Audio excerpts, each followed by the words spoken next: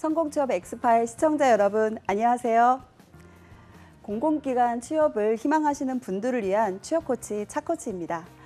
현재 이 방송을 보시는 분들은 상반기 채용 결과가 아마 좋지 못해서 이 방송을 다시 보고 계시지 않을까 싶고요. 다시 이제 새롭게 공공기관 취업을 준비하시는 분 또한 이 방송을 보고 계실 거라고 생각이 듭니다. 그래서 준비를 했는데요. 2018년도 상반기 공공기관 취업에 있어서 채용에 대한 전체적인 종합 정리를 좀 해드리려고 하고요. 총 4회에 걸쳐서 여러분들과 함께 상반기 공공기관 채용 분석을 해보도록 하겠습니다. 저와 함께 시작해 보겠습니다.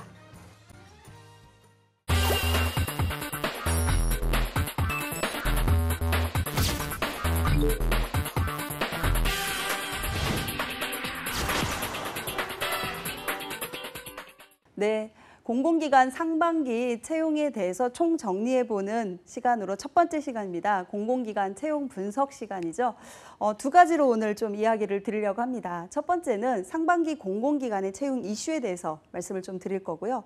두 번째는 우리 상반기 동안에 나왔던 채용 공고들을 조금 더 분석해 보면서 과연 어떠한 공고 분석들을 통해서 우리가 어떠한 전략과 준비를 해야 되는지 상반기 동안에 나왔던 공공기관의 채용 분석을 한번 해보도록 하겠습니다. 우선 검색 포털에서 우리가 공공기관 채용 이렇게 검색을 해보시면 관련 뉴스들이 뜨게 되는데요. 그 관련 뉴스들의 정보들이 공공기관 채용 비리 수사 이런 뉴스들이 뜨게 됩니다.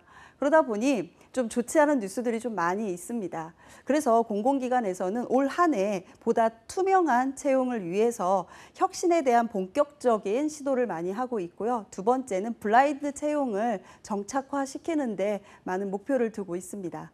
그래서 올 한 해 이렇게 다사다망했던 공공기관의 채용에 대해서 7가지의 여러분들의 채용 이슈를 가지고 함께 이야기 나눠보도록 하겠습니다. 첫 번째입니다.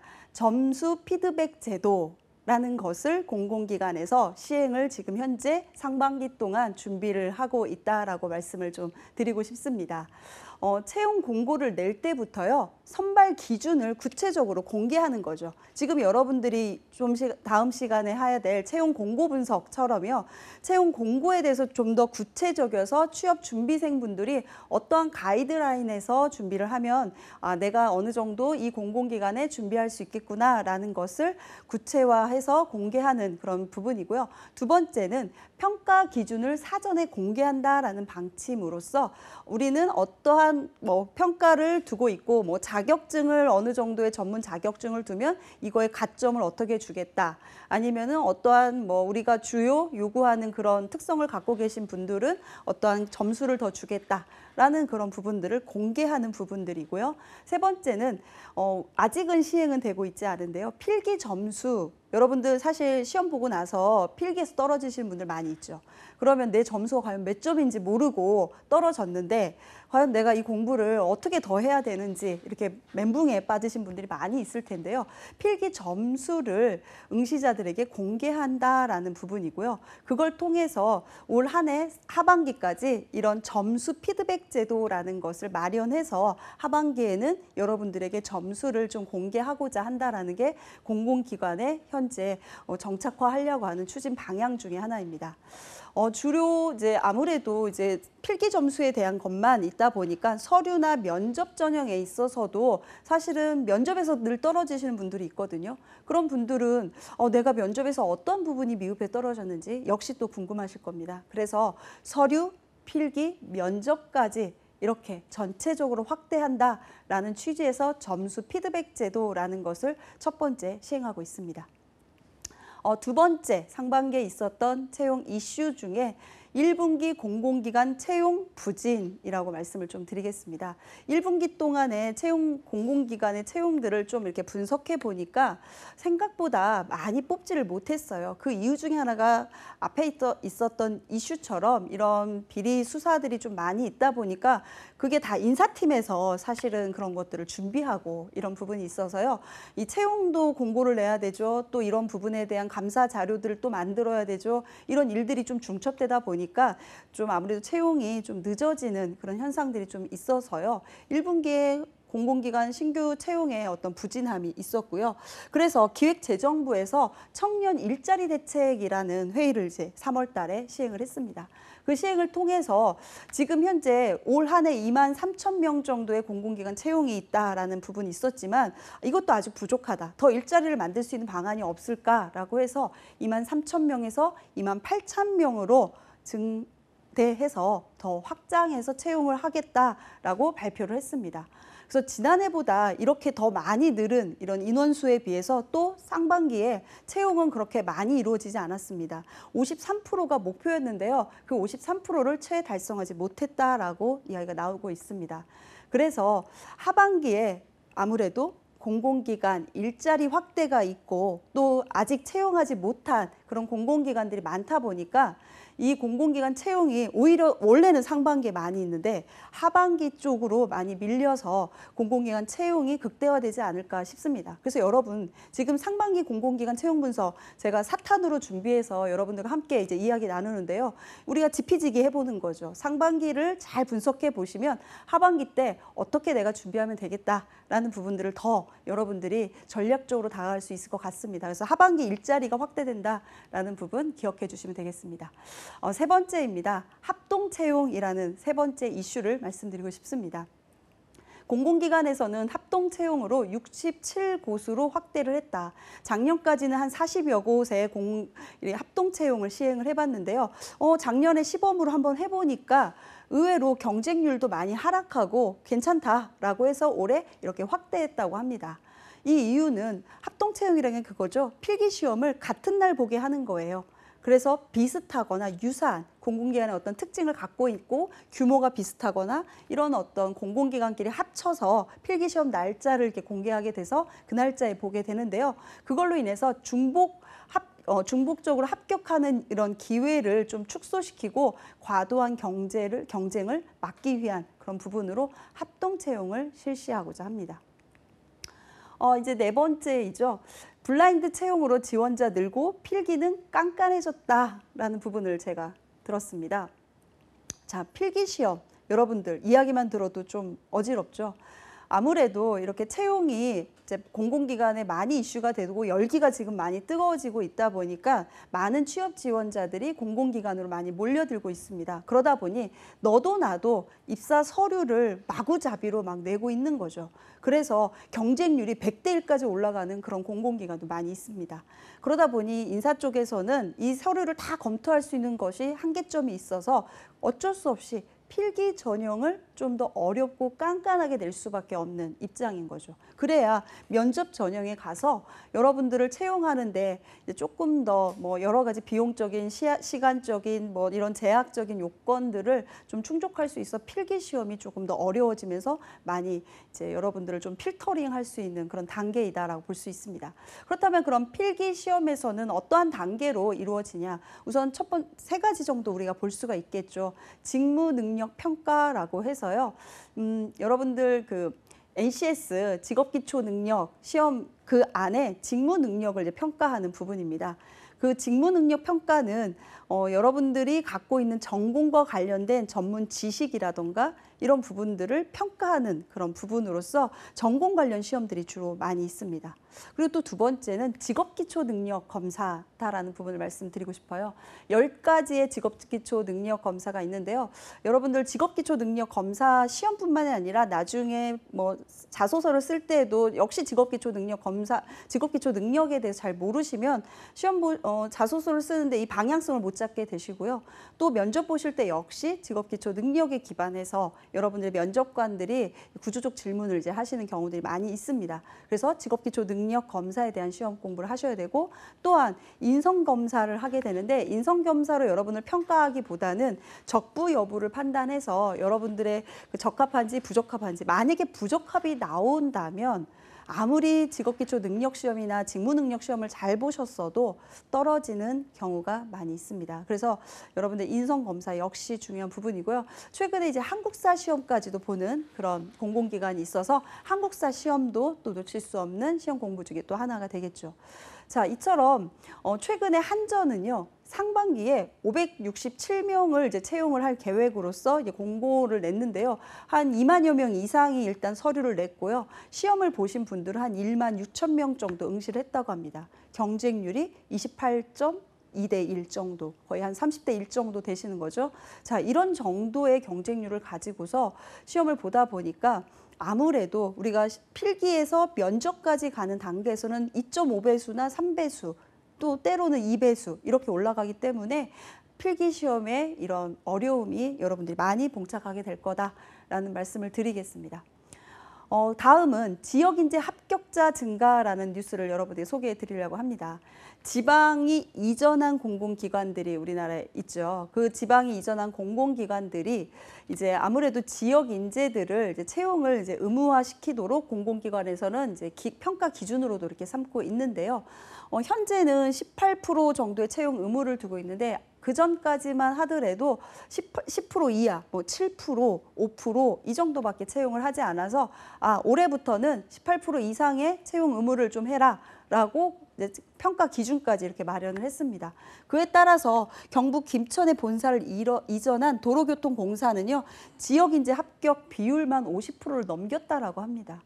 자, 이렇게 지역 인재를 많이 뽑아줌으로써 지역에 있는 인재들이 외부에 이렇게 좀 도심이나 이런 데 유출되는 것들을 막을 수도 있는 그런 긍정적 효과가 있다 보니 그 지역 내에서 있는 학교들이 있습니다. 뭐 대학이나 그 지역 내에 관련돼 있는 학교들이 최근에 이제 이런 바람이 불더라고요. 공기업반. 왜냐하면 지역 인재를 통해서 우리 이제 학교 학생들이 채용될 수 있는 확률이 높다 보니까 이제 공기업반을 운영해서 이제 필기시험 공부를 열심히 이제 준비를 하게 만드는 거죠. 그래서 물론 지방대 학생들에게 유리한 부분이 있습니다. 하지만 여러분들이 좀 전반적인 공부를 다 같이 해야 또 지역 인재로서 합당한 합격이 되지 않을까라는 생각이 들고요. 필기시험만 했다고 해서 꼭 되는 건 아니니까요. 전반적인 공부를 하시면 아무래도 지방대생은 유리할 거다라는 거 충분히 아실 거라 봅니다. 자, 이제 6번째인데요. 오픈 캠퍼스로 지역 인재 육성. 좀 전에 지역 인재라는 이야기 드렸죠.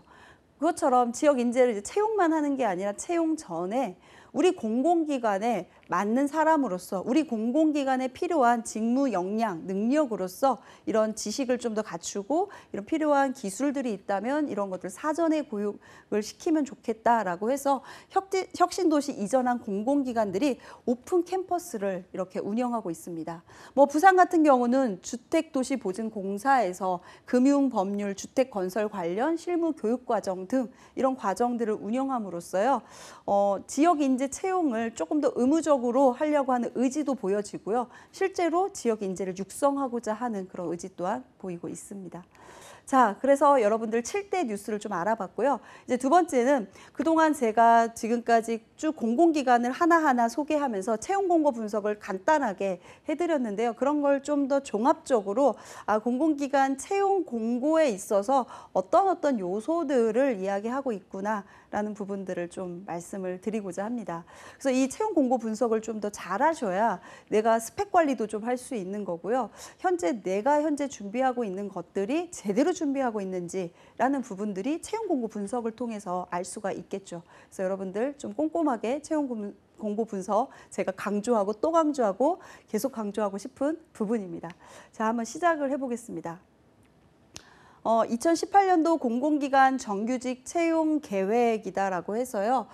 다수의 좀 채용이 많은 공공기관들을 제가 이렇게 좀 정리를 좀 해봤습니다. 2018년도에 그 정규직 채용에 대한 계획들이 쭉 이제 기획재정부에서 이제 공표를 해서 이제 발표를 하게 돼 있는데요. 그 중에 가장 많은 이제 채용을 하고 있는 한국철도공사, 그리고 한국전력공사, 국민건강보험공단 1,000명 이상의 채용을 올 한 해 이렇게 하겠다라고 해서 이미 상반기에 일부 채용 공고가 났고요. 또 이렇게 채용 규모가 많은 회사들은 사실 정기 공채만 있는 건 아닙니다. 여러분들 이걸 좀 잘 아셔야 돼요. 그리고 더군다나 뭐 전력공사라던가 건강보험공단 같은 경우는 전국에 지사를 가지고 있기 때문에 수시 채용이 이루어진다라는 거죠. 그래서 여러분들이 이제 이런 수시 채용이라는 부분들을 좀 잘 활용하신다면 물론 뭐 정규직으로 이렇게 들어가고 싶은 부분도 있지만 이제 이런 부분에 내가 좀 경험이 부족하고 경력이 좀 부족하다라고 생각하시는 분들은 좀 더 우회 전략으로 이렇게 수시 채용을 통해서 뭐 계약직이 될 수도 있고요. 약간 시간제 형태가 될 수도 있고요. 무기계약 형태로 또 될 수도 있는데요. 이런 공고들이 계속 뜨고 있으니까 좀 여러분들 잡알리오라는 사이트를 통해서 이 수시 채용 공고를 좀 보셨으면 좋겠고요. 그 다음으로 채용 공고가 좀 많은 것들을 보면은 이제 대학병원 쪽에 아무래도 이제 좀 전문직인데 이쪽에 이제 행정직과 이제 아무래도 간호나 병원 쪽이다 보니까 이런 전문직 쪽에 이제 공고가 좀 많다라는 걸 볼 수가 있고요. 그 다음에 제가 이제 200명 이상의 채용 공고를 이렇게 뭐 올 한 해 계획을 세운 이제 기관들을 이렇게 쭉 분석해 본 결과요. 아무래도 시설 기반을 이제 두고 있는 그런 공기업들이 아무래도 채용 규모가 좀 높기 때문에 이제 기술직이라던가 이런 분들이 좀 채용에 있어서는 조금 더 유리한 부분이 있을 거라고 봅니다. 자, 그 다음으로는 전형 단계 평가 요소를 좀 한번 보도록 하겠습니다. 한국철도공사 좀 전에 채용 공고가 한 600명, 800명 이렇게 가까이 되는데요. 철도공사 코레일의 정규직 전환형 인턴 사원이라고 해서 이제 정규직이긴 한데 인턴으로 채용해서 정규직을 전환하겠다. 그래서 한 70% 정도의 이제 정규직 전환을 이제 두고자 하는데요. 첫 번째, 이제 아무래도 채용 자체 규모가 워낙 크다 보니까 서류 전형 자체에서 이제 적격만 확인하고 이제 몇 명을 뽑겠다라는 배수는 없습니다. 그래서 누구나 어느 정도 적격하다면 필기 시험까지는 갈 수가 있는 거죠. 그런데 여기서 필기 시험에서 2배수만 뽑겠다라고 합니다. 아, 여러분들 이제 몇 명이 이제 지원할지는 모르겠습니다만 그 많은 인원 중에 2배수만 뽑는다라고 한다면 경쟁률이 장난 아니겠죠. 필기시험 당연히 어렵겠죠. 그래서 한국철도공사 지원하시는 분들은 필기 준비를 하시는 게 그냥 공기업 준비해야지 하고서 이제 막 시작하는 게 아니라 최소 이제 채용 공고 있기 전 2~3달 전부터 꾸준하게 NCS 공부부터 이제 직무 능력 시험까지 여러분들이 좀 꾸준히 준비를 해놓고 그러셔야 아무래도 필기 점수가 조금 더 좋지 않을까라는 생각이 들고요. 그다음 면접 시험과 인성 역량 평가 이 부분에 이제 부분들을 같이 이제 본다라는 거. 그다음에 인턴을 통해서 정규직 전환을 70% 하겠다라는 부분이 있습니다. 서류 전형은 어학이나 학교 성적 이런 평가는 이제 코레일에선 폐지하고 있고요. 지원자 제출에 대한 적격 여부를 확인하는 게 합격의 결정이다. 자, 그럼 두 번째는 국민건강보험공단의 정규직에 대한 부분 채용을 좀 한번 들여다보도록 하겠습니다.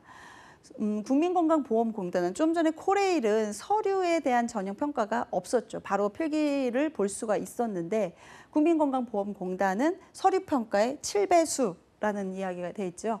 그만큼 서류를 본다라는 거죠. 그래서 여러분들이 이력서와 자기소개서를 이제 쓰게 되는데요. 우선 이력서 사항에 쓰는 항목들이 있죠. 교육사항이라던가 그다음에 직업 훈련과 관련된 교육사항, 그다음 경험사항, 경력사항, 뭐 자격사항 이런 부분들이 있는데 이런 각각의 서류에 대해서 가중치를 두고 여러분들이 얼마나 그 분야에 대해서 관심을 갖고 많은 경험을 하였는지 라는 부분들을 어느 정도 잘 성실하게 아무래도 좀 양이 많으면 조금 더 내용은 뭐 어떻게 보면은 좀 필터링할 때 한계가 있지만 양이 많으면 그만큼 그쪽으로 집중적으로 많이 했다라는 평가가 될 수 있기 때문에 교육과정 안에서도 여러분들이 전공했던 수업들, 학과 수업들을 좀 최대한 많이 적으시면 좋을 것 같습니다. 또한 서류에 있어 자소서 항목 어느 정도 꼼꼼히 본다라고 보시면 되겠습니다.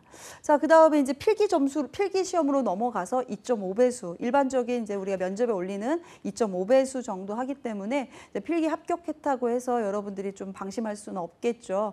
이제 2.5배수의 필기가 지나고 나서는 이제 면접 시험이 이제 기다리고 있을 겁니다. 자, 그다음에 NCS 채용에 대한 부분 여러분들이 지금 이렇게 특정 어떤 기업들에 대해서 알아봤는데요. NCS 채용 총 대부분 4단계로 이루어진다라는 거. 1차에서는 직무 관련 평가와 NCS 기반의 어떤 자소서 평가. 그래서 직무 관련 평가에서는 학교 소개, 직업 교육, 자격증 이런 부분들, 그다음에 NCS 기반의 자기소개서 항목. 최근에 이제 NCS 기반 자기소개서 항목에 대해서 뭐 최소는 뭐 3개에서 5개, 최대는 7개에서 8개까지 이렇게 많은 자기소개 항목을 두고 있어서 여러분들이 이 경험 사항이 좀 적으면은 쓸 내용이 좀 많지 않아서 힘들어하는 경우들이 많이 봤고요. 2차 시험은 역시 인성겸사 부적격, 그다음에 NCS 필기나 직업기초, 직무능력검사 이런 것들을 보고 있고, 면접 시험에서는 경험 면접과 이 상황 면접을 많이 보고 있어 어떠한 경험을 하셨는가라는 부분에 대해서 뭐 문제를 해결하기 위해 경험했던 어떤 그것을 사례를 말해봐라. 그리고 뭐 상사가 이렇게 저렇게 뭐 부당한 지시를 한다면 어떻게 하시겠나라는 상황 면접 이런 등의 면접 시험과 그다음에 인성 면접, 그다음에 수습 기간을 두고 최종 임용을 하는 그런 형태로서요. 가끔 이제 공공기관 고용 형태에 대해서 지원자들이 저에게 이제 물어보는 경우가 있어요. 선생님, 이번 채용 공고가 무기계약직인데 제가 이거를 지원해야 되는 게 좋을까요? 말아야 될까요? 저는 지원하라고 이야기를 합니다. 왜냐하면 공공기관에서 채용을 하고자 하는 사람은 그 공공기관을 많이 알고 있고 이 직무를 바로 수행할 수 있는 사람을 상당히 원합니다. 뭐 대기업처럼 OJT라고 해서 뭐 신입사원들 교육시키고 이런 것들이 많지 않기 때문에 아무래도 뭐 비정규직이 됐던 청년 인턴이 됐던 무기계약이 됐던 이런 업무 형태로서 여러분들이 일을 해본 경험이 있다면 채용될 수 있는 확률이 상당히 높아지기 때문에 내가 목표는 정규직이지만 바로 갈 수 없다면 이렇게 다른 고용 형태를 통해서 여러분들이 채용에 좀 더 합격하실 수 있으면 좋을 것 같습니다. 다음은 공공기관 청년 인턴이라는 부분인데요. 체험형 인턴과 채용형 인턴으로 이렇게 나눠져 있습니다.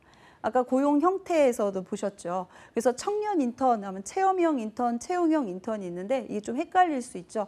체험형 인턴은 말 그대로 체험만 하고 이제 마치게 되는데요. 뭐 4개월에서 6개월까지 이렇게 인턴 기간을 갖게 되고요. 채용형 인턴은 거의 정규직에 가깝게 채용을 한 후에 이제 한 3개월, 뭐 때론 2개월 이렇게 근무 성적을 평가한 후에 이제 채용으로 이렇게 전개되는 그런 방식으로서 결국은 그런데 또 체험형 인턴은 필요 없다 이렇게 또 얘기하시는 분들이 있는데 저는 그렇게 생각하지 않습니다. 우선 체험형 인턴을 통해서 여러분들이 이제 근무를 하시게 되면 우선 그 공공기관에 대한 뭐 특별히 큰 일은 시키지 않아요. 하지만 그 기관에 대해서 전반적으로 어떤 업무를 하고 있고 이 회사가 어떤 목적을 위해서 설립을 통해서 수행하고 있구나 이런 정도는 또 알 수가 있고요. 또 최근에 이제 서류에 가점을 주는 게 공공기관 청년 인턴제를 하신 분들에게 공공기관 그 서류 점수 가점을 주고 있기 때문에 뭐 하실 수만 있다면 여러분이 학부생 중에 꼭 체험형 인턴을 하시면 좋을 것 같습니다. 그렇다면 이제 가끔 저에게 이렇게 물어보는 좀 사소한 것들일 수도 있고 뭐 때로는 여러분들에게도 중요한 부분이 있고 공공기관에 좀 차이가 있지만 종합적으로 좀 한번 정리를 좀 해봤는데요. 그래도 나름 공공기관 탈스펙이라고는 하고 있습니다만 그래도 스펙은 조금 있다라는 부분에서 공공기관의 스펙 한번 좀 정리를 해봤습니다. 공공기관 특성에 따라 조금 차이가 있습니다. 공인 영어 점수, 어학 점수를 보지 않는 공공기관 물론 있습니다. 아까 좀 전에 코레일과 같은 공공기관은 공인 영어 점수를 보지 않고 있고요. 그런데 한국전력공사 같은 경우는 토익 점수 700점 이상을 기본으로 두고 있기 때문에 이제 여러분들이 아무래도 어느 공공기관을 지원할지 내가 아직 준비가 안 됐다. 그러면 공인 영어 점수에 대해서 갖고 있으시면 좋을 것 같고요. 그다음에 청년 인턴제 좀 전에 말한 가산점, 그다음에 직업훈련 교육이라는 부분을 경험을 좀 가지시면 좋고요. 공공기관 특성에 따라서 좀 자격증을 요구하는 거나 경험을 요구하는 경우들이 있는데요. 뭐 도로교통공단 같은 경우도 운전면허 시험이 있으면 운전면허 자격증이 있으면 면허증이 있으면 좀 더 채용의 합격에 당연히 기준점도 되고 또 뭐 1급 일종 자격증이 있으면 또 합격에 더 우선순위가 되기도 하고요. 창업 관련한 지원 기관에서는 창업 경험이 있는 것과 중소기업 업무 경험이 있는 것들을 또 우대하고 있다라고 말씀드릴 수 있겠습니다. 좀 계속 이제 말씀드린 혁신 이제 이전 대상 공공기관 선정해가지고 이전 지역으로 이제 공공기관이 이전한 그런 공공기관이 있죠. 그 공공기관에 대한 여러분들이 내가 그 지역에 있다라고 한다면 그 공공기관 채용에 있어서 우선순위를 두고 오히려 여러분들이 가점을 받고 있기 때문에 다른 기관보다 내 지역에 있는 공공기관 을 채용을 우선을 두면 좋겠습니다. 자, 질문 설명서 이제 여러분들 이제 이걸 많이 놓치시더라고요. 제가 이제 면접 준비를 하거나 서류를 작성할 때 이제 받아봅니다. 이메일로 받아보는데 이력서 내용이나 자소서 내용이 뭔가 직무와 관련 없는 내용들이 많아요. 자기 주관적인 내용들이 너무 많은 거죠. 그러면 직무 설명서를 읽어봤니? 라고 하면 예, 대충 읽어봤습니다. 라고 이야기를 하는데요. 대충 읽어봐서 되는 게 아니라 꼼꼼히 읽어보셔야 돼요. 제가 올 상반기 때 이제 취업 준비, 공공기관 취업 준비하는 학생분들을 이렇게 지원해 드리면서 코칭하면서요. 직무 설명서를 무조건 외우게 하고 그 기반에서 면접 준비하고 했던 친구들은 거의 합격을 했습니다. 그렇지만 그 부분을 이제 소홀히 여겼던 분들은 이제 아무래도 합격하고는 좀 거리가 있게 됐죠. 그래서 여러분들이 공공기관에서 이제 제공된 각 공공기관마다 직무 설명서가 다 있습니다. 그 직무 설명서에 세분류라는 부분이 있는데요. 이 세분류에 있는 게 직무라고 보시면 되고요. 예를 들어서 총무라는 직무가 있으면 총무라는 직무의 능력 단위가 무엇이고 직무의 수행 내용은 무엇이며 지식은 어떠한 지식이 필요로 하고 기술은 어떤 게, 태도는 어떤 게 이렇게 필요하다라고 제시되어 있습니다. 이런 내용들을 여러분이 꼼꼼히 살펴보셔서 직무 설명서 내용을 통해서 여러분들이 자소서 항목에 여기에 있는 키워드들을 기준으로 삼고 관련된 내용들을 내 내용에 맞춰서 작성하시는 게 포인트다라는 말씀을 드리고 싶습니다. 그래서 직무 설명서에 나와 있는 지식과 기술 이 이외의 어떤 범주에서 벗어나는 이야기를 하게 되면 직무 적합성이 조금 더 멀어진다라는 부분들을 이야기 드릴 수 있겠죠. 자, 이제 마지막으로 공공기관 정하기라는 부분에서요. 여러분들이 공공기관을 좀 정하는 게 좀 어려워하시는데요. 잡알리오라는 사이트 아시죠? 그 잡알리오 사이트에 공공기관 정보를 보시면 주무부처가 나옵니다. 그래서 우리나라 35개의 주무부처들이 쭉 나오시는데 거기서 예를 들어서 고용노동부 하시게 되면 관련된 공공기관 정보들이 쭉 뜨게 되시니까 이걸 통해서 여러분들이 공공기관을 정하시면 될 것 같습니다. 자, 여기까지 공공기관에 대해서 좀 채용에 대한 전반적인 여러분들 분석을 좀 총정리해 봤는데요. 최근 공공기관 혁신 가이드 3대 기본 방향해서 공정성과 사회적 가치 실현을 선도하고 있고요. 공정 경제를 위해서 민간기업과 상생해서 일자리를 창출하려고 하는 공기업입니다. 그다음 또한 국민의 어떤 신뢰를 회복하고자 하는 우리 공공기관의 노력들을 통해서 여러분들이 이런 공공기관에 조금 더 관심을 갖고 취업에 꼭 성공할 수 있는 그런 여러분들이 되시길 바라겠습니다.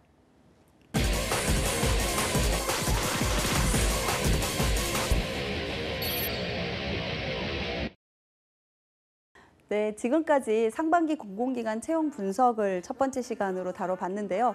다음 시간에는 NCS 자소서 분석, 그래서 상반기에 우리 채용 공고가 있었던 공공기관을 중심으로 해서 자소서 분석 어떻게 해야 되는지 여러분들에게 어프로치 방법 안내해 드리도록 하겠습니다. 오늘 여기까지입니다.